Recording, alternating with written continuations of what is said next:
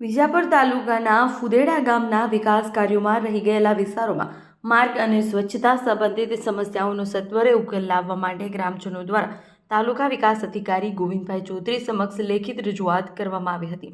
ગ્રામજનોએ આ મુદ્દે તાત્કાલિક કાર્યવાહીની માંગ કરી છે. મહેસાણા પ્રાદેશિક વાહન વ્યવહાર કચેરી RTO દ્વારા સ્કૂલ સેફટી અંતર્ગત આજે એક મોટી અને આકસ્મિક ચેકિંગ ડ્રાઈવ હાથ ધરવામાં આવી હતી. 15થી વધુ RTO અધિકારીઓની ટીમ સાથે ટ્રાફિક પોલીસની ટીમ પણ આ કાર્યવાહીમાં જોડાઈ હતી. શૈક્ષણિક સંકુલોની આસપાસ 5 અલગ અલગ સ્થળો પર કુલ 5 ટીમો દ્વારા ચેકિંગ કરવામાં આવ્યું.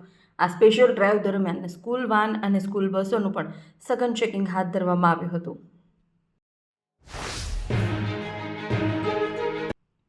દૂધસાગર ડેરીમાં મતદારો વધુ હોવા છતાં પાટીદાર પ્રતિનિધિત્વ ઉપર કાતર ફેરવાય હોવા મામલે ઉઠેલા વિવાદને પગલે ડેરીમાં સૌથી વધુ 39% દૂધ ભરાવનાર ચૌધરી સમાજના અશોક ચૌધરીને ચેરમેન પદે રિપીટ કરાયા છે, તો સૌથી વધુ દૂધ મંડળીઓ ધરાવતા પાટીદાર સમાજના માણસાના ડિરેક્ટર દશરથભાઈ પટેલની વાઇસ ચેરમેન પદે સર્વાનુમતે વરણી કરાઈ છે.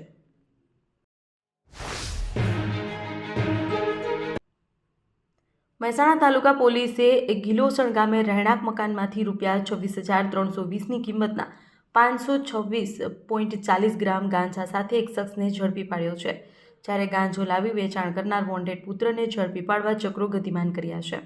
તાલુકાના ગિલોસણ ગામે મુસલમાન વાસમાં રહેણાંક મકાનમાં ગાંજો લાવી વેચાણ થતું હોવાની બાતમીના આધારે PIDG બડવા અને તેમની ટીમે શુક્રવારના રોજ રહેણાંક મકાનમાં રેડ કરી 26,320ની કિંમતના 526.40 ગ્રામ ગાંજા સાથે અબ્બાસ મિયા રહીમ મિયા કુરેશીની ધરપકડ કરી છે.